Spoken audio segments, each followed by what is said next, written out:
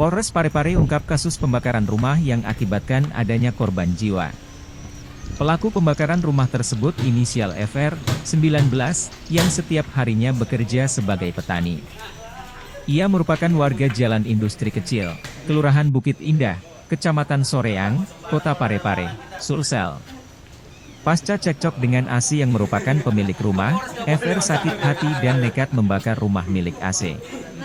Pembakaran rumah tersebut dilakukan dini hari, pada saat pemilik rumah tidur pulas pada Minggu, 16 Juli 2023, lalu. Rumah yang terbakar tersebut tepatnya berlokasikan di Jalan Bukit Indah, Kecamatan Soreang, Kota Parepare, Sulsel. Hal itu diungkapkan. Download Tribun X sekarang, menghadirkan lokal menjadi Indonesia.